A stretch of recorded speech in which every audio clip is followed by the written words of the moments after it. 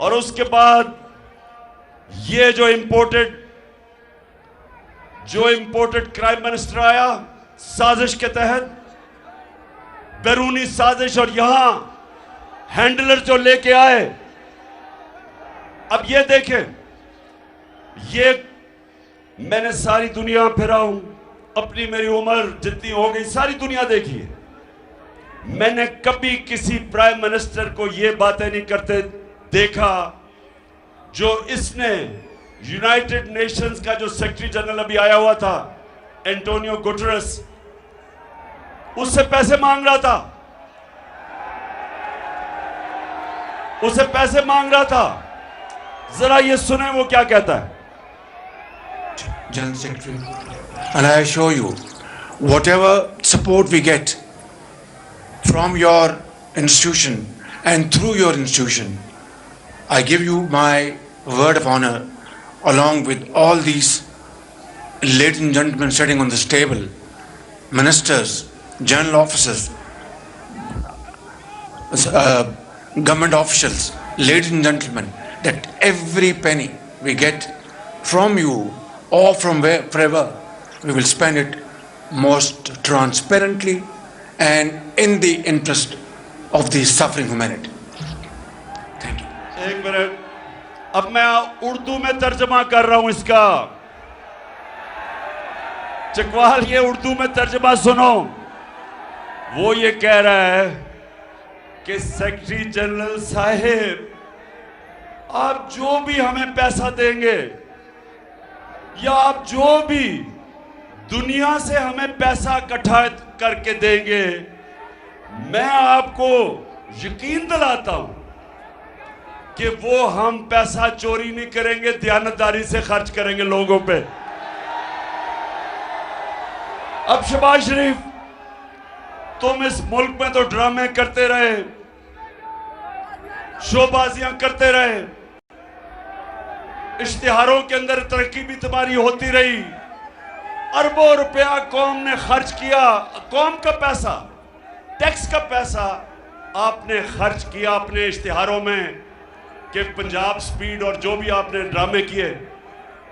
अब आपका ख्याल है कि वो सेक्रेटरी जनरल को आप जब कह रहे थे कि सर हम आपका पैसा चोरी नहीं करेंगे, ठीक खर्च करेंगे, आपको ये नहीं पता कि यूनाइटेड नेशंस के सेक्रेटरी जनरल, उसने पूरी एक टीम बिठाई हुई है, जिस टीम का मकसद क्या है कि वो पता चलाए कि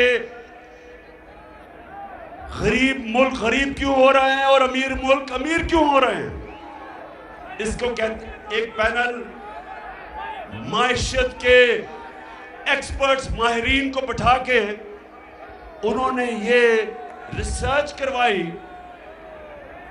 कि अमीर मुल्क अमीर क्यों हो रहे हैं और गरीब मुल्क गरीब क्यों हो रहे हैं। उस पैनल ने क्या 2 साल की रिसर्च के बाद किस नतीजे पे आए?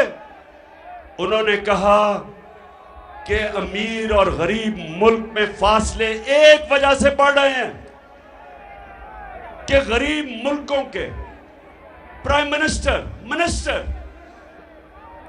वो क्या करते हैं कि वो मुल्क का पैसा चोरी करके, जिसको मनी लॉन्ड्रिंग कहते हैं, और वो मुल्क से बाहर ले जाते हैं और बड़े बड़े लंदन में बड़े बड़े महल खरीद लेते हैं और ऑफशोर अकाउंट्स में पैसा रख देते हैं। तो जब गरीब मुल्कों के अपने बड़े बड़े ओहदेदार उसी मुल्क का जब पैसा चोरी करके बाहर लेके जाते हैं, मुल्कों का दिवालिया निकल जाता है।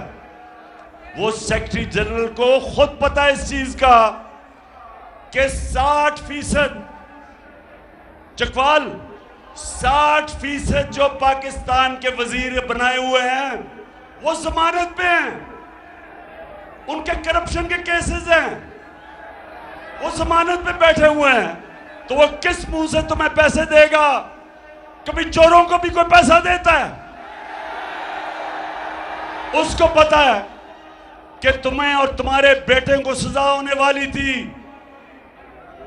FIA के केस में, जिधर 16 अरब रुपए तुमने अपने रमजान शुगर मिल के नौकरों के नाम पे लिए, एक मकसूद चपड़ासी के नाम 4.25 अरब रुपया लिया।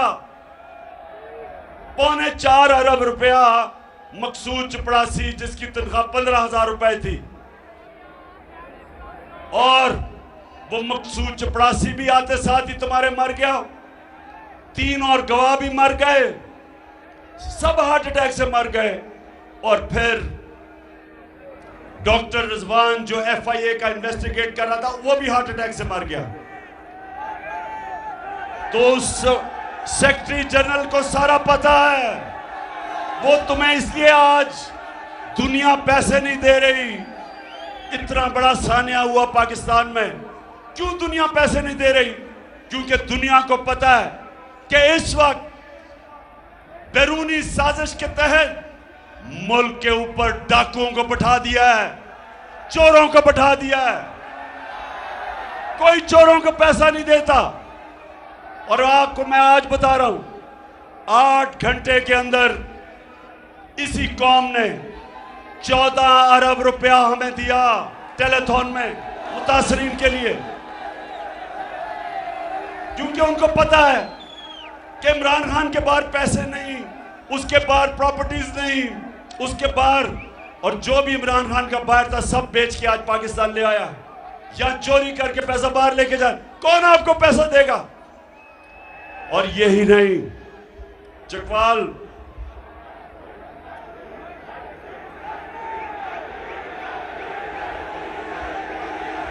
क्या समझ नहीं आई? समझ नहीं आई? अच्छा चकवाल, तुम तैयार हो ना सारे? मैंने तुम्हें कॉल देनी है, आपने मेरे साथ इन चोरों को शिकस्त देने के लिए निकलना है।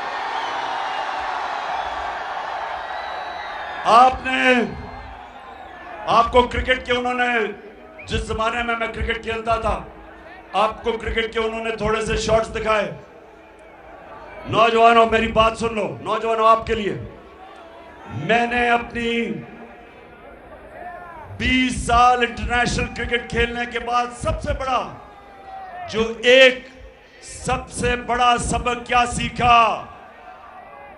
वो क्या मैंने सबक सीखा? कि जो इंसान हार नहीं मानता, उसको हार हरा नहीं सकती।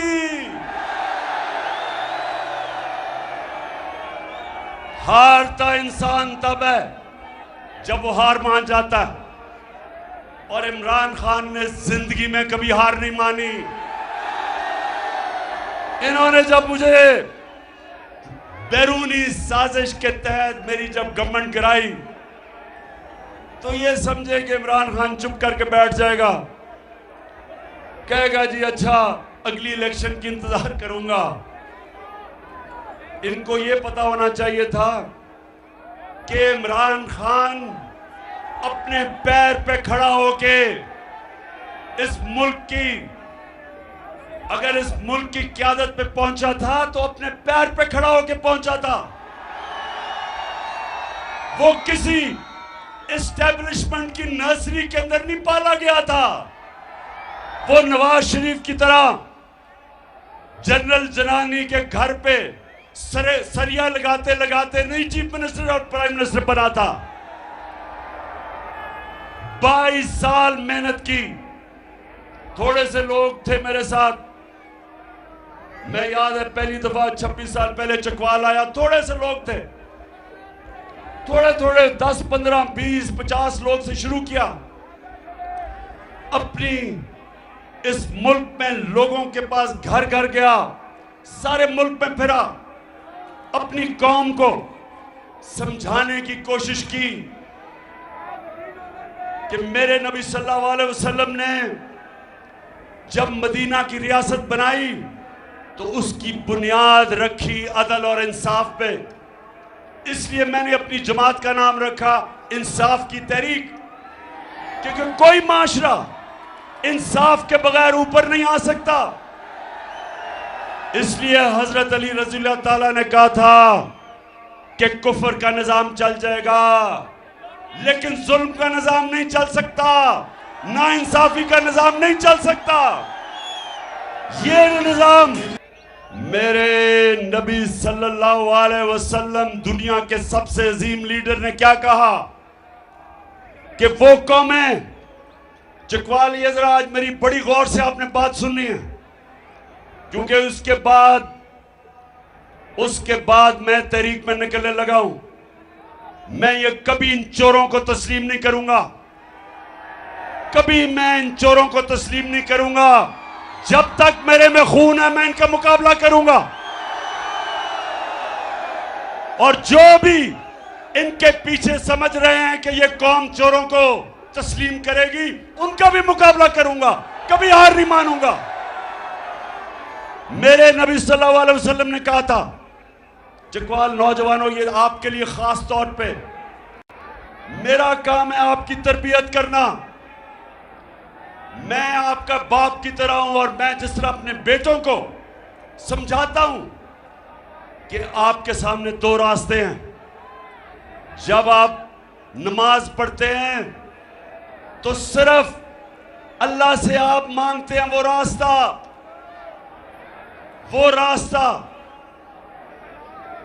जिस पे अल्लाह ने लोगों पे नेमतें बख्शी। आप अल्लाह से कहते हैं वो रास्ता नहीं जो तबाही का रास्ता है। आप सबके सामने दो रास्ते हैं। एक रास्ता है कि इन चोरों की हम गुलामी करें, ये तबाही का रास्ता है। दूसरा रास्ता है कि हम अपने नबी सल्लल्लाहु अलैहि वसल्लम की सुन्नत के ऊपर चलते हुए राय हक पे खड़े हों। अमर बिल मारूफ, जो कुरान में अल्लाह में हुक्म देता है कि अच्छाई के साथ खड़े हो और बुराई के खिलाफ जहाद लड़ो। अगर आपके कैबिनेट 60% लोग चोरी के ऊपर जमानत पे हो, आसिफ जरदारी जैसा डाकू, मुल्क का बड़ा डाकू, वो और उसका देसी वलैती बेटा, अगर वो आज वजीर हो, और शहबाज शरीफ जैसा डाकू अगर वो आज हमारा प्राइम मिनिस्टर हो, तो मेरी कौम सुन लो, आपका कोई मुस्तकबिल नहीं है।